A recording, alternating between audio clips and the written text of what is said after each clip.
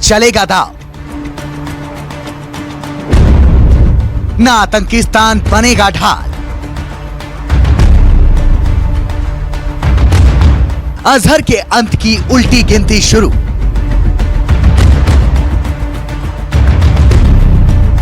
मसूद की मौत का काउंटडाउन स्टार्ट।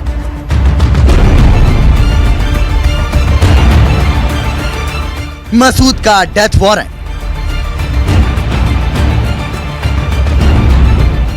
हिंदुस्तान के दुश्मन नंबर 1 के मौत की उल्टी गिनती शुरू हो चुकी है। आतंक के आका के अंत का काउंटडाउन स्टार्ट हो चुका है।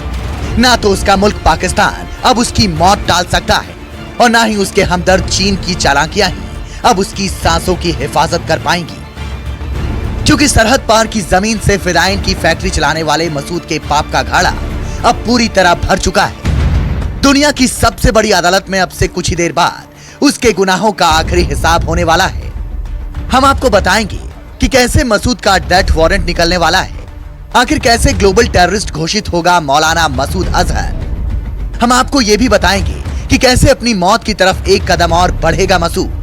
हम आपको बताएंगे मसूद के डेथ वारंट में चीन की चालाकी और आखिर चीन क्यों नहीं चाहता पाकिस्तान की फिदाइन फैक्ट्री के मास्टरमाइंड की मौत। तो मसूद के डेथ वारंट पर दुनिया के सबसे शक्तिशाली देशों की मुहर थोड़ी देर में लगने ही वाली है। आप कहीं जाइएगा मत।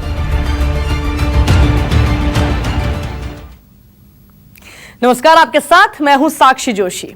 तो मसूद अजहर की मौत का काउंटडाउन शुरू हो गया है, उसके अंत की उल्टी गिनती जारी है। अब से कुछ ही घंटे के बाद दुनिया की सबसे ताकतवर संस्था उसके गुनाहों का हिसाब किताब शुरू करेगी और अगर मसूद के गले पर यूएन का शिकंजा कसा तो हिंदुस्तान के सबसे बड़े दुश्मन के लिए एक एक सांस लेना भी मुश्किल हो जाएगा। आइए सबसे पहले आपको बताते हैं कि आखिर ग्लोबल टेररिस्ट का मतलब क्या है और बैन लगने के बाद मसूद का क्या होगा। 14 फरवरी 2019 पुलवामा साजिश।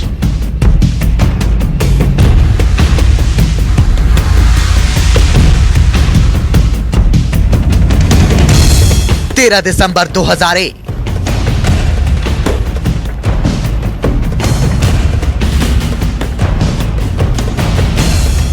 24 दिसंबर 1999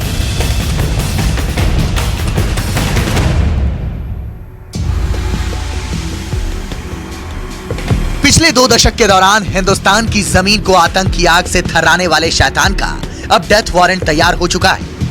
अब से थोड़ी ही देर बाद दुनिया की सबसे शक्तिशाली संस्था संयुक्त राष्ट्र का सुरक्षा परिषद हिंदुस्तान के दुश्मन नंबर 1 मसूद अजहर की जिंदगी और मौत का फैसला करने वाला है। अगर चीन ने इस फैसले में अपना अड़ंगा नहीं डाला तो गुरुवार की सुबह मसूद अजहर दुनिया को दहलाने वाले आतंकियों की लिस्ट में शामिल हो जाएगा और इसके साथ ही उसके आखिरी सांस की उल्टी गिनती भी शुरू हो जाएगी।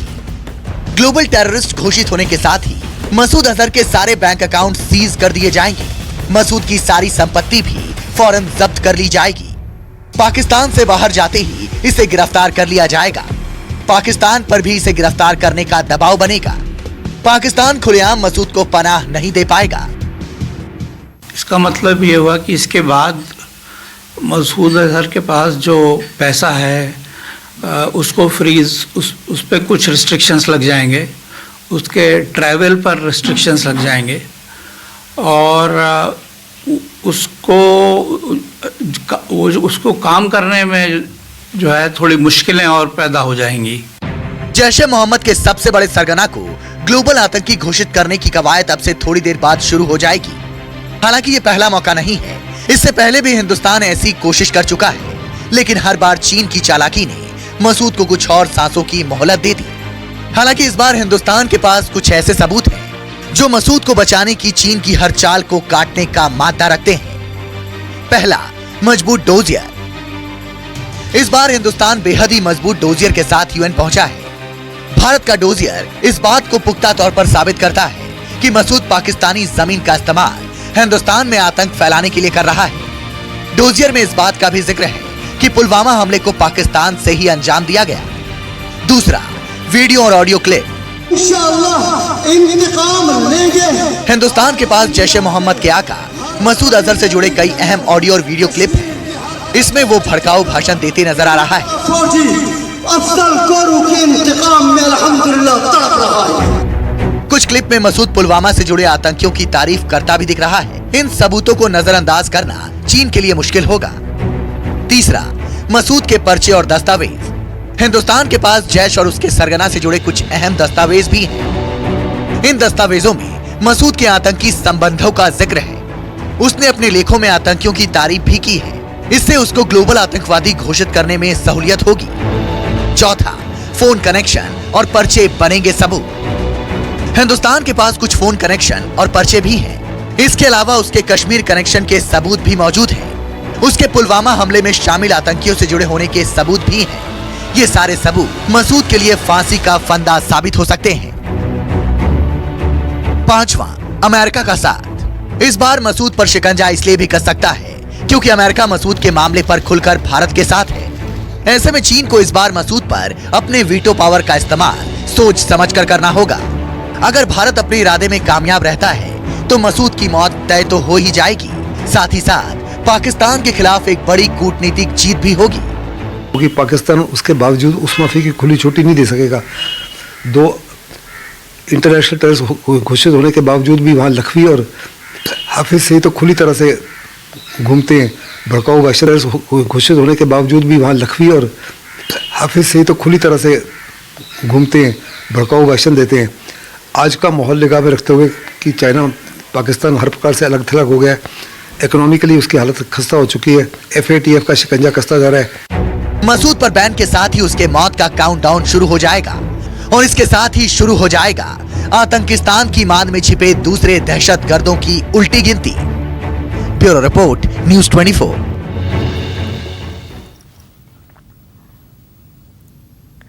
पुलवामा हमले के मास्टरमाइंड मसूद अजहर का सबसे बड़ा मददगार पाकिस्तान नहीं, चीन है।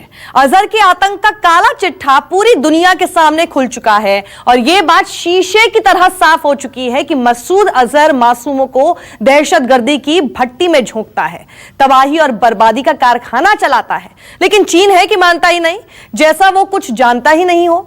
दहशतगर्दी से दोस्ती के पीछे ड्रैगन का स्वार्थ है और इस स्वार्थ में पूंजी का खेल है, तो सियासी लेन देन भी।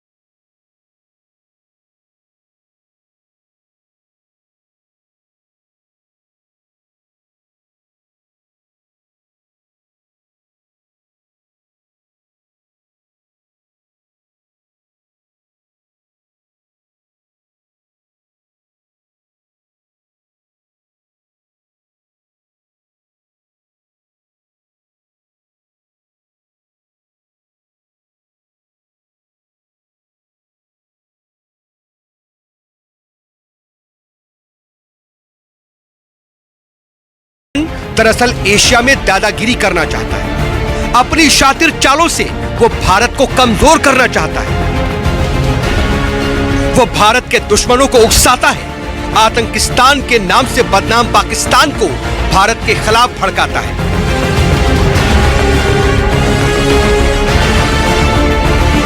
पाकिस्तान को जंग का सामान देता है, तोप, मोटार और मिसाइलें बेचता है। उसके गुनाहों पर पर्दा डालता है और बेपर्दा हुए गुनाहगारों को भी बेशर्मी से बचाता है।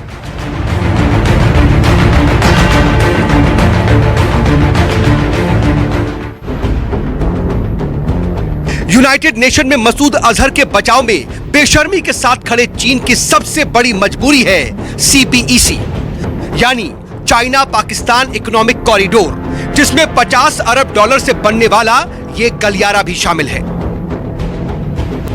पिछले 4 सालों में चीन ने पाकिस्तान में बड़े पैमाने पर निवेश किया है, जिसमें $50 अरब से बनने वाला ये गलियारा भी शामिल है। चीन को डर है कि अगर उसने मसूद का समर्थन नहीं किया या अंतर्राष्ट्रीय बिरादरी में पाकिस्तान का बचाव नहीं किया तो उसका निवेश खतरे में आ सकता है। चीन का पैसा डूब सकता है और चीन को यह आशंका है कि अगर उसने मसूद अजहर के खिलाफ मोर्चा लिया तो जैश ए मोहम्मद जैसे आतंकी संगठन चीन की नाक में दम कर देंगे।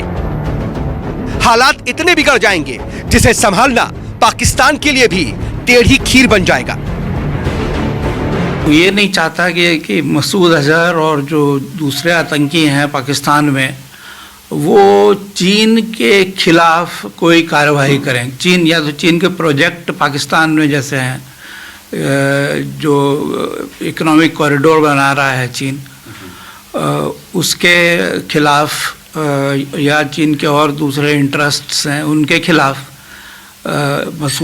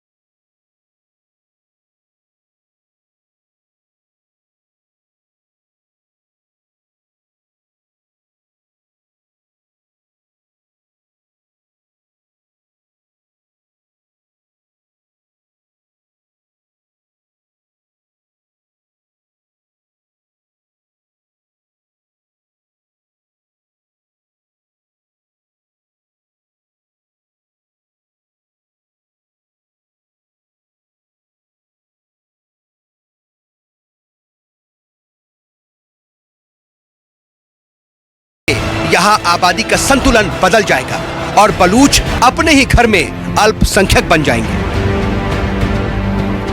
हाल के दिनों में सीपीईसी में काम करने वाले कई चीनी इंजीनियर मारे जा चुके हैं। पिछले साल अगस्त में भी एक आत्मघाती हमलावर ने चीनी इंजीनियरों को ले जा रही बस पर बलूचिस्तान के जागी में हमला किया था। पाकिस्तान ने इस हमले के पीछे BLA यानी बलूचिस्तान लिबरेशन आर्मी का हाथ बताया था।